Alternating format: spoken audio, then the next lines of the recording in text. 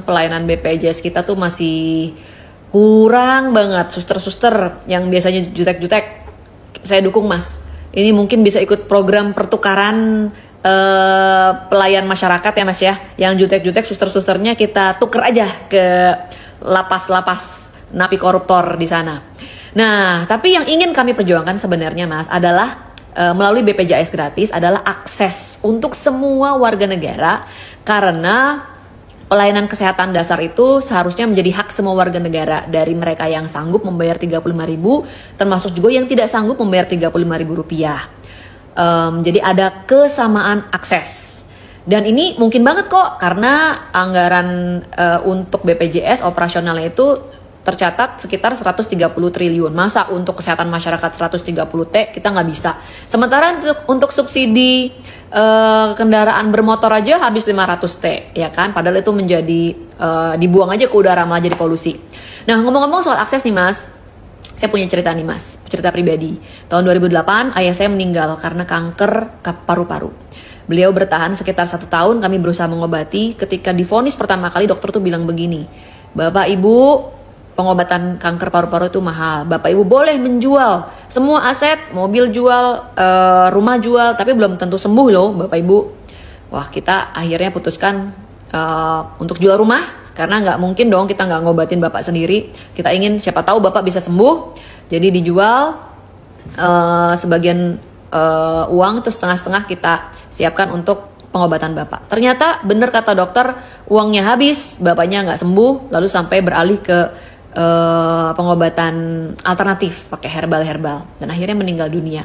Setelah meninggal dunia pun karena mahalnya pengobatan masih meninggalkan hutang sekitar 100-an juta rupiah. Waktu itu saya masih jadi wartawan di TV One, dan saya ingat saya mencicil hutang itu selama kurang lebih 3 tahun, dipotong dari gaji saya 3 juta per bulan.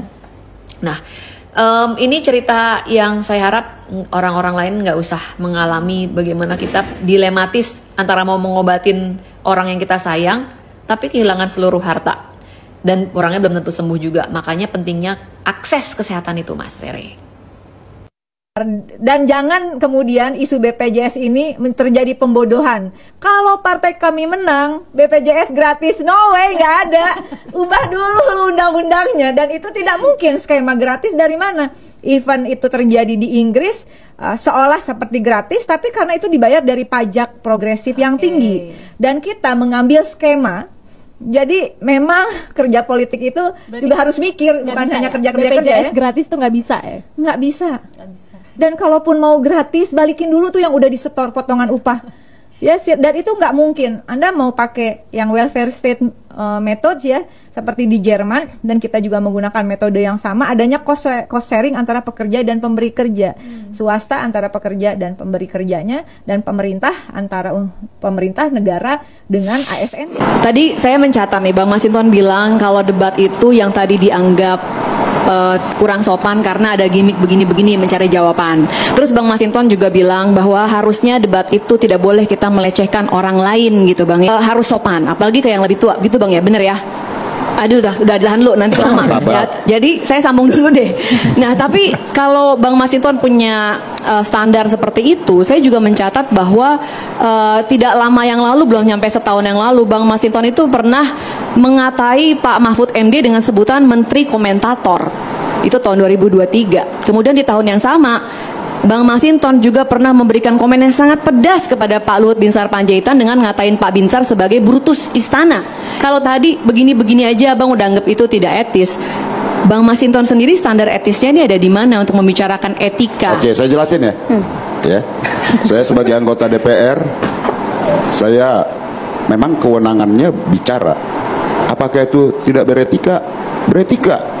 Ya, teman-teman, kita lihat beberapa komentar netizen ya di dalam video kali ini, bagaimana ya seorang Grace Natali ya dipermalukan dari kader PDI Perjuangan. Oke. Ya, modal parah sekali, jauh beda sama Ricky Diah Pitaloka, udah cantik, pintar, berani, tetap berpihak kepada rakyat. Selamat Bu Ricky Diah Pitaloka, tetaplah berani demi kebenaran. Terima kasih. Nah, memang kalau kita perhatikan teman-teman bahwa Grace Natali ini ya tidak menentu arah, ya, di mana ada angin yang kencang, dia juga di situ. Ya, dulunya dia sering mengkritik ya Pak Prabowo Subianto, dan sekarang memuji-muji Pak Prabowo. Itu adalah ketidakkonsistenan. Artinya apa yang dilakukan, apa yang dikritiknya dia dulu itu berarti itu sesuatu hal yang tidak benar. Ya, itu yang merugikan Pak Prabowo sendiri jadinya. Oke, mulut penjilat nggak usah dipercaya. Haram tangan gue coblos PSI. Ya Grace, jangan cuma handalkan paras kamu, mesti belajar politis sama Oneng biar ngerti politik. Masih punya harga diri pekerja malam daripada manusia ini. Ya, sudah dipimpin Kaisang, didukung Jokowi, masih juga PSI partai luar parlemen. Ya, memang teman-teman banyak persepsi ketika Kaisang Pangarep masuk ya di PSI, teman-teman. Ya, hanya 3 hari ya menjadi kader PSI, langsung menjadi ya ketua umum PSI. Dan itu tujuan PSI pada saat itu untuk mendongkrak suara mereka ya di pilkada kemarin, dan ternyata ya pengaruh dari Kaisang itu juga tidak berpengaruh sama sekali ya, karena dulunya PSI berjuang mati-matian untuk bisa lolos di parlemen, dan sampai sekarang ya PSI tetap di luar parlemen, ya tidak lolos juga, walaupun ya ketua umumnya anak dari Pak Jokowi sendiri, anak seorang presiden. Nah, itu artinya bahwa masyarakat sekarang sudah pintar membedakan mana partai yang benar-benar pro dengan rakyat dan mana yang partai yang punya kepentingan sendiri. Nah, aduh, ini pasti dari PSI, partai nggak laku yang bicara ngadalin muja saja. Ya, penjual partai demi mendapat jabatan di pemerintahan. Semua pengurus partainya memburuk-buruklah perawat-perawat di rumah sakit dasar Grace Natali Omdo.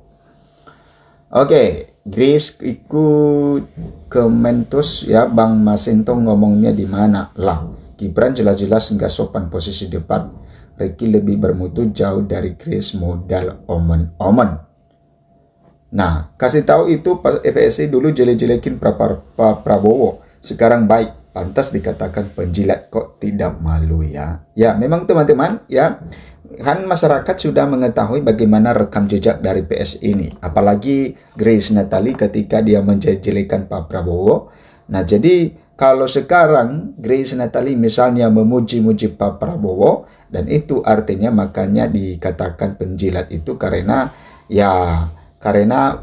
menginginkan sesuatu makanya dipuji. Kalau ya, coba kan kalau Pak Prabowo bukan presiden misalnya, atau lawan Pak Jokowi, tetapi ya kalah, maka tetap ya PSI pastinya ya pasti menjelek-jelekan Pak Prabowo. Nah, itu ya ketidak konsisten itu ya masyarakat sudah melihat PSI ini seperti apa, partai ini seperti apa. Apalagi ya setelah Kaisang Pangarep menjadi ketua umum, jadi harga diri dari PSI itu turun secara drastis ya, karena ya di dalam mengelola partai itu harus dibutuhkan sosok orang yang punya pengalaman. Nah, sedangkan Kaisang Pangarep ya dia backgroundnya sebagai penjual goreng pisang ya teman-teman, ya pengusaha goreng pisang.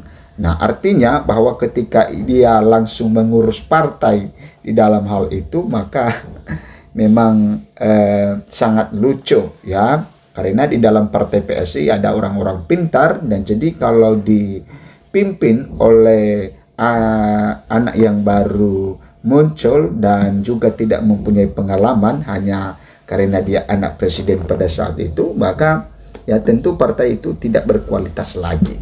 Oke.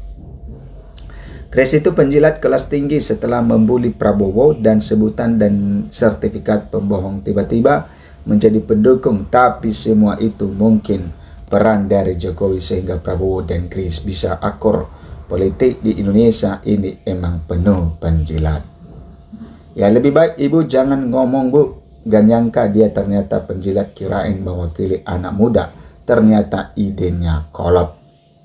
Kardus. PSI punya ketua umum gayang nggak pernah nongol. Ya memang teman-teman ya, Kaisang Pangarep ya kurang ya kelihatan sekarang ini ya, kita tidak tahu kenapa bisa begitu. Bisa dipercaya omongan cewek dari PSI ini dulu ngata-ngatain Pak Prabowo sampai memberikan penghargaan pembohong, tapi sekarang menjilat setinggi langit. Ya namanya juga Cina, mana ada bela pribumi, bagaikan minyak dari air tidak bisa bersatu. Kelompok maling Kim Plus modal hanya omon-omon dan oke gas. Mungkin segala cara bisa dilakukan si Grace ini kali ya, ngomong bikin contoh yang gak nyambung. Mungkin demi sawat jabatan, tembemu juga bisa kau keteng, maksudnya punya ulat. Malu sedikit lah, karena sekarang rakyat nggak bodoh-bodoh amat, walaupun sebenarnya masih banyak yang bodoh, yang termasuk mereka yang di dalam partaimu. Nah, politisi PSI terlihat sangat nggak profesional, lebih cocok jadi marketing pakaian. Nah, kemudian Grace tidak layak mewakili siapapun. Dia hanya mewakili dirinya sendiri. Mohon dibawa Grace ke psikiater, apa matanya kena narkiba. Bohong, BPJS dipandang sebelah mata. Grace jangan sok pintar, kalau mau berdebat belajar dulu sama Mbak Ricky. Sekali PSI tetap PSI, nggak bakal berubah kelakuannya. Ya, PSI partai paling bobrok sejarah demokrasi di Indonesia, dan haram untuk kami nyoblos apalagi mendukung. Sudahlah Grace, masyarakat sudah tahu modus partaimu. Banyak melukai hati rakyat, hanya orang-orang yang tidak berakal sehat yang memilih PSI. Konsisten itu mahal bos, kalau jadi penjilat mah sangat murah.